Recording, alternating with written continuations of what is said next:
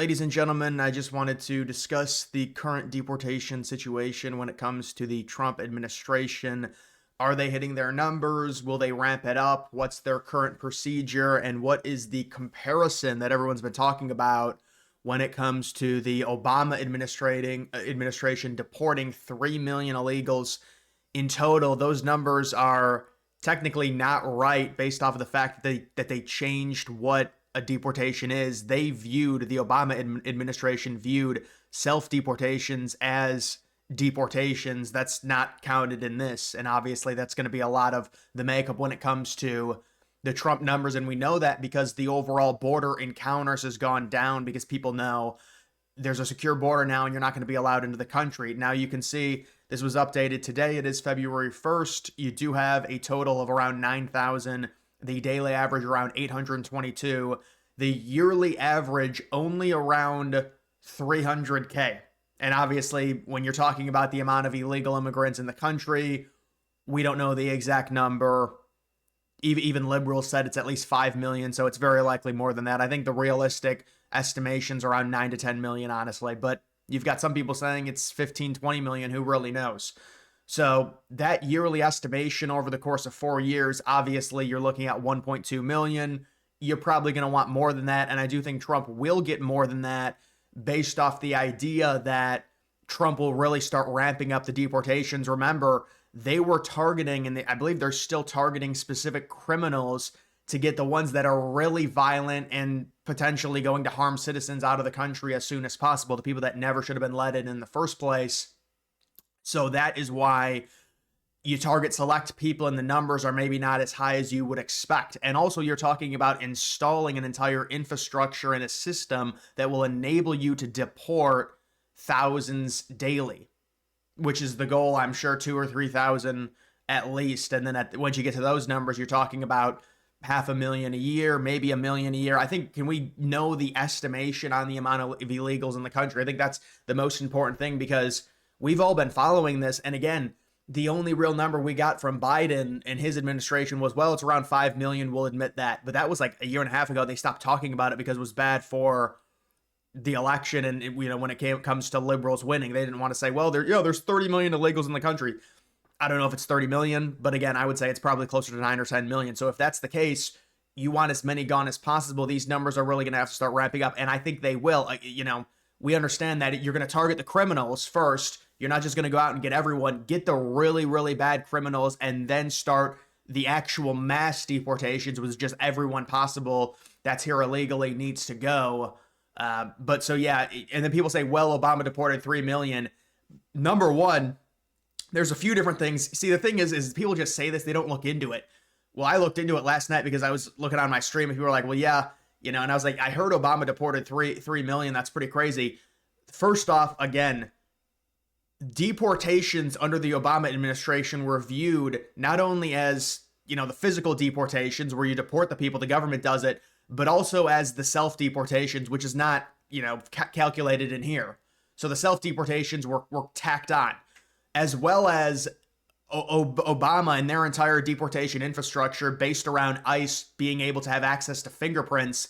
That was done under Bush in 2008. Obama inherited it, made it a little bit better, but Obama was under the guise that he would be able to pass certain legislation within Congress that would okay undocumented immigrants having a pathway to citizenship that Republicans blocked in Congress during that first term. So that's why they had all those deportations the first term. This is part of the legislation after 9/11 and everything like that. And Bush introduces this thing in 2008. He leaves office basically in 2008, January of 2009. That's when Obama enters. So Obama set up with this massive deportation infrastructure. I'm not trying to make excuses for Trump and why his numbers aren't good. I'm just saying there's more to the story than, Obama's this hard ass on illegal immigration. Well, no, you look into the numbers, it's actually not like that. There's a little bit more context to it.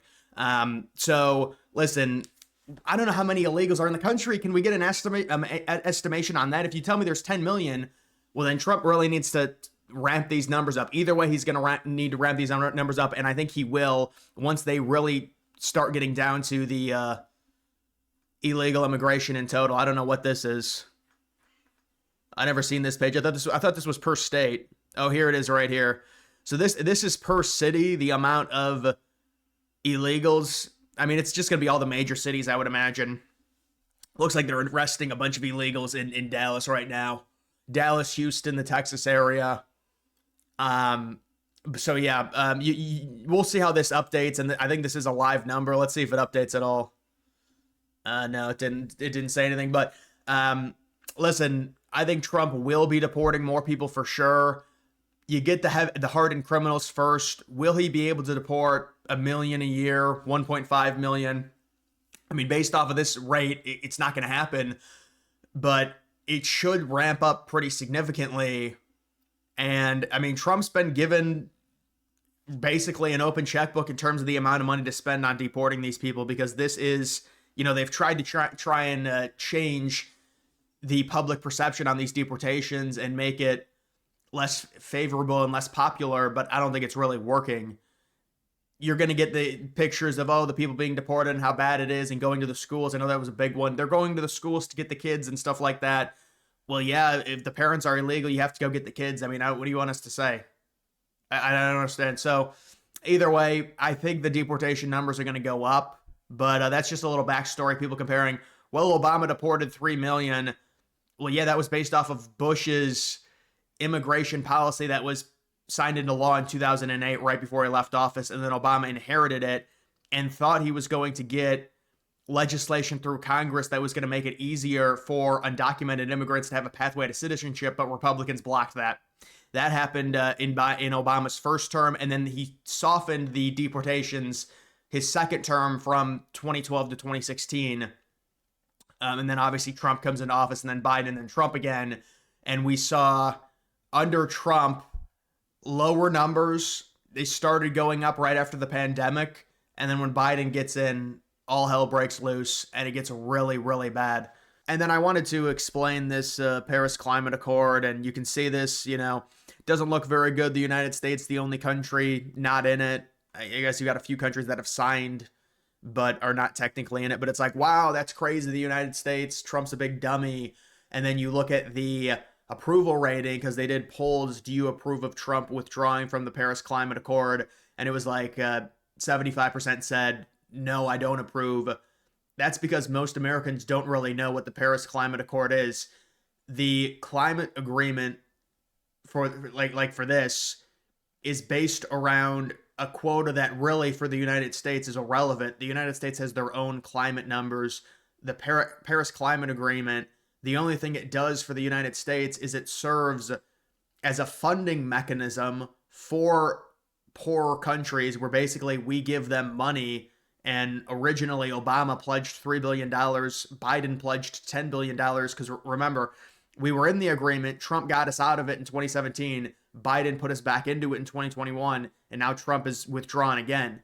So you're looking at this and you're saying, well, wow, why is the United States the only country? Because based off of our GDP per person, we're paying these countries the most, all these smaller countries. Meanwhile, you've got China, who admits, and they always do the whole, CO2, per capita per person, which that doesn't make any sense, by the way, because that's not how the environment and just climate operates. They don't care about the amount of people. It's just the overall sheer volume of CO2 and greenhouse gases you emit. That's why they always do that. It's like the socialists do that to try and make China look better when they're number one in terms of, and you also look at the graphs as well. The United States has brought theirs down. China hasn't done anything to combat it. So it's like, you agree to the Paris Climate Agreement, yet why is the United States the one? We're number one in terms of paying these weaker countries. We have to give them money, basically. You give them like solar panels and all this green stuff to try and clean their environment. But wouldn't it be better if we just kept it, considering everyone says we're the number one biggest polluter anyways? Why are we pledging $3 billion for other countries when everyone's complaining about us? Why don't we just spend that on our own energy and get more renewable energy that way? So this makes no sense for the United States to be in. You're saying, well, the United States, they're the only country not in this. Well, yeah, we're also the number one country in terms of paying the weaker, poorer countries that have no economy. We pay them the most money. And I think like Germany and other European countries are second, third, and fourth. China's not even in the it's a total sham agreement. It's terrible. People need to look into these things. This is not a good agreement for the United States. It is a dummy quota. It's like, we all pledge. Well, the United States, specific companies within the United States have pledges to do certain things when it comes to the amount of CO2 emissions and initiatives and quota systems themselves, rather than some arbitrary global, we're all going to bring down our greenhouse gases. But it's not even about every country just pledging to bring down their greenhouse gases. It's the poorer countries don't have enough money to fund renewable energy sources. So the United States and other countries that have higher GDPs have to give them money, even though it's a drop in the bucket in terms of total greenhouse gases. But wouldn't it be better if we just kept the $3 billion or the $10 billion or whatever the amount of money they're pledging for this to give to these poorer countries, and for the United States to spend it on us getting more energy independence? So see, don't be manipulated by this stuff. Obviously, the United States is going to be the one to be angry about this because we're paying the poor countries the most money in terms of giving them things to clean their air. So think about that before you criticize Trump getting out of this Paris climate agreement. They're like, well, it's a pledge to go green. It's irrelevant. It's a global initiative. Companies within the United States have their own initiatives, and that way it's done a lot more realistically rather than some global random number. But even if you cared about the Paris climate agreement, it doesn't work. Look at China's numbers. They keep going up. What's their pledge? Their numbers are not going. The United States numbers evened out. By the way, the CO2 numbers, the CO2 emissions went down under Trump, and they say, well, it's Obama's policies. But it's not like, I mean, it's not like we're going crazy with it. It's just ridiculous. But people, like, they hate that the United States got out of this. They just don't know what the Paris Climate Agreement is. And I don't even think I've seen anyone within the media even explain it. They just say, oh, Trump's a dummy. It's a great thing. It's a global thing. Like, do you even, I mean, come on. You look into it, and it's the United States giving poor countries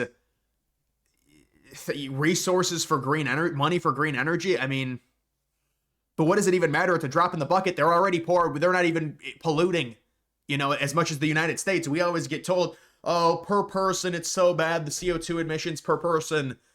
Well, the climate doesn't care about per capita or per person. It's just total raw numbers. That's why we always say China is like double the United States. Evil people in our country, and we have to, but not only that, we can't even invest in clean energy. We have to give all of our money to poor countries because that's what the Paris Climate Agreement says.